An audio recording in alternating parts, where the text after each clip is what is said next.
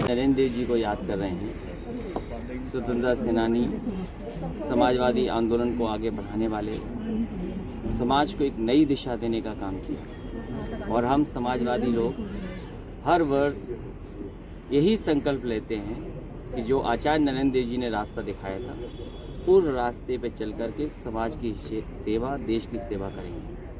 वहीं आज के दिन सरदार पटेल जी को भी याद करते हैं, जिन्होंने देश को एक कर के एकजुट किया। तमाम रियासतें, तमाम तरह के अलग अलग लोग थे, जहां एक कर के भारत को मजबूत बनाने का काम किया। वहीं महर्षि वाल्मीकि जी को भी याद करते हैं, जिन्होंने देश को और दुनिया को मर्यादा पुरुषोत्तम राम के रास्ते पे चलने के लिए और रास्ता दिखाया। इसलिए आज महत्वपूर्ण दिन है। तीनों महापुरुष जहाँ पर हम उनके रास्ते पे चलें, वहीं देश जो हमारा इतना बड़ा है, जो लगभग 130 करोड़ का देश है, और इस समय सबसे ज़्यादा लोग तकलीफ और परेशानी में हैं।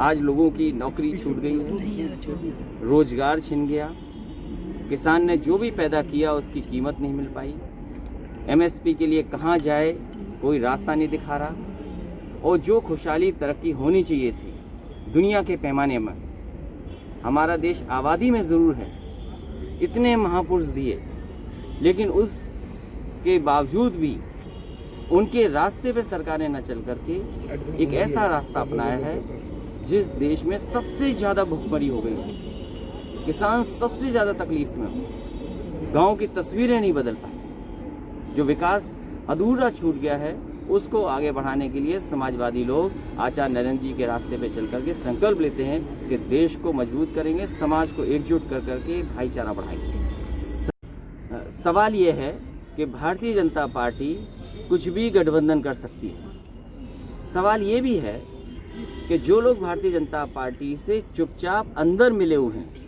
उनका पर्दाफाश हो। इसलिए समाजवादी पार्टी ने निर्दलीय प्रत्याशी का समर्थन किया था। उनका कहना है कि फ़ोन किया गया आपको, उनको लगा कि शायद डिम्पल जी को लाया जाएगा, इसलिए वो बार बार फ़ोन कर रहे थे आपको, लेकिन आपकी तरफ से रिस्पांस नहीं दिया गया। प्रदेश खुशहाली के रास्ते पर जाए। जहां हम खड़े हैं नदी का किनारा है। कभी किसी ने माँ गंगा की संकल्प लेकर के, माँ गंगा की कसम खा करके माँ गंगा को साफ करने का संकल्प लिया था, और यही गोमती, यही उदाहरण है कि शहर में साफ सुथरी बहे, उसके लिए समाजवादियों ने काम किया। आज उसकी हालत कैसी है? मेट्रो जहां तक पहुंची है उसके आगे नहीं बढ़ पाई। कम से कम आपको 4 लाख करोड़ के इन्वेस्टमेंट की बात तो करनी चाहिए, क्योंकि अगर 4 लाख करोड़ का इन्वेस्टमेंट आ जाएगा तो प्रदेश खुशहाली के रास्ते पे जाएगा, लोगों का वेतन मिलेगा, लोगों की खुशहाली आएगी, आप लोगों की भी तरक्की होगी उससे। जब प्रदेश का बजट ज़्यादा होगा तो आपको भी उसका कुछ न कुछ हिस्सा मिलेगा। खुशहाली के रास्ते पे हम सब जाएंगे, ये था। और समाजवादी सोच के लोगों का ये मानना था कि निर्दलीय प्रत्याशी का समर्थन करेंगे, कम से कम वोट पड़े, ये बात जनता जाने कि आखिरकार भारतीय जनता पार्टी, बहुजन समाज पार्टी कैसे मिले हुए हैं। और हमें और आपको चर्चा इस बात की करनी चाहिए कि कोविड अभी गया नहीं है, कोविड अभी जाने वाला नहीं है, तो हमारी अर्थव्यवस्था कैसे पटरी पे आएगी, हम लोग कैसे खुशहाली के रास्ते पे जाएंगे, ये बड़ा सवाल है।